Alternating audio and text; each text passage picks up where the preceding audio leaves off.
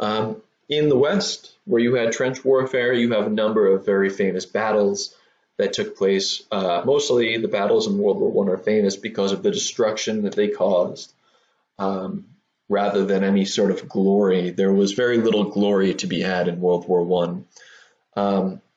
This is probably about as glorious as it gets, the Battle of Verdun, where the Germans had more or less agreed on a strategy of attacking Verdun, which was a French defensive stronghold, not so much for the strategic element of taking the land, but in order to weaken the French morale by killing as many French people as possible. But the French people in this defensive stronghold were able to hold up their defenses quite well. That does not mean that they protected the lives of very many French people. That is not true. Many French people, as well as many German soldiers, died in this war. But what did not happen was the Germans did not manage to just outright destroy the French forces and preserve their own. And this allowed the French to kind of claim a moral victory in this war. The leader of the Verdun defense, French General Henri Pétain, became a hero, and his famous rallying cry to his troops, "They shall not pass," became a national slogan for France. Ultimately, his heroics at this battle propelled him to be one of the first, if not the first, president of France following the war. And of course, you have the very famous Gandalf, "You shall not pass." I can't help but think that it was kind of connected. I know that the author of Lord of the Rings was either in World War I or World War II fighting for the British. Interesting that might be the case. Another famous battle, again famous for its brutality more than its glory, was the Battle of the Somme. And this is probably the battle in modern history that goes down as the most significant in British modern history, the one that is weighing the heaviest on the British national consciousness because of how destructive this was to the British forces. The British offensive was basically similar to the other offensives in this part of the war. They wanted to shell with like cannons and whatnot, no man's land, clear out the barbed wire, and then take over the German defensive position. When they realized that their shelling of no man's land was not effective at clearing out the barbed wire, they sent the British troops over the top out of their trenches and at the Germans anyway. And the battle, which lasted the better part of in fact, more than a third of a year, 141 days, 420,000 British people are going to die in this battle, 200,000 French, and 600,000 Germans to gain 1.5 miles of land. That is minuscule. I mean, 1.5 miles of land, many of us run that quite easily. If you think about spending a third of a year fighting for that much territory and wasting over 1 million lives total, 21,000 British people dying in the first day of the fighting at the Somme. It's just, it's really mind-blowing how devastating this war was. Another element of this war that was quite novel, as in new, never really happened before, was the extent of the naval war. There were never really fortified enough ships, heavy enough ships, durable, armed enough ships to really combat a true naval war in the past. There were obviously wooden ships propelled by sails.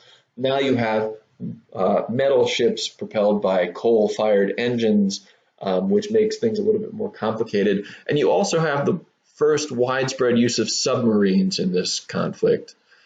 Submarines had existed for a little while before. They were used minimally in the American Civil War, and they were quite a bit less complicated or complex than they were in this war, but they were still used here for the first time in a major way. Two real elements to talk about here. The British people used their Navy ships to blockade Germany. This is part of the strategy that we'll talk about in the next video called Total War, where the British military was using their naval ships to block food and other necessary resources from reaching the German citizens, not soldiers. This technically was illegal, but again, When you do things that are technically illegal in war, if you win the war, then there's really no one to tell you that what you did was illegal. The British people were literally trying to starve the Germans to death, hoping that their citizens, by starving, would not be able to provide the German soldiers with the resources and support that they needed. On the other side of the equation, you had the Germans attacking British civilian ships, cargo ships, whatever, so on and so on, with submarines in a strategy that was called unrestricted submarine warfare. Ultimately, this is going to kind of come back to bite the Germans a little bit when the Germans target a British ship called the Lusitania. The Lusitania was a passenger ship that was sailing from America back to England. And on board of this ship, although it was a British ship, there were over 100 Americans. The Germans blew this ship up because they believed, and I believe that they were actually correct in assuming that the ship was carrying supplies that the United States was giving to the British. But in the process of targeting the ship, everyone on board died, including 118 Americans. America was not fighting in this war at this point, but this brought America closer to wanting to fight in the war. The Americans, and you'll learn all about this when you take U.S. history, were not really interested in fighting this war. The people in America were not interested in joining this war, nor was the President of the United States at the time. But this event, obviously killing Americans, brought Americans closer than ever to wanting to actually join this conflict. That's going to cause Germany to back off of this strategy, at least for a little while. In the end, it's the British blockade on German citizens that ends up being, although terrible, more effective. But America will end up joining the war for a couple of reasons. One, the Germans decide later, I suppose, I don't have the date of the Lusitania, but sometime after the Lusitania was sank, the Germans decide to re-up on their strategy of using unrestricted submarine warfare, which makes the Americans mad. And then there's another event that goes on, which I can't really go into too much detail about here because it's a completely different story, a complicated story in its own right, and that's the story of the Russian Revolution. We'll see what the other world history teachers want to do. If they decide to cover the Russian Revolution, which I hope to cover, then we can talk about it. But to make a long story short, the United States was against joining the war for a number of reasons. One of them was that at the start of the war, Russia was ruled by a czar, T-S-A-R, which is the Russian word for emperor or king, right? And the United States made it a point that they would never support a country that was ruled by a king or an emperor or a dictator in a war, right? That was their strategy. Obviously, the United States had a long history of repelling kings. You know, we fought the British king in the American Revolution, so on and so on.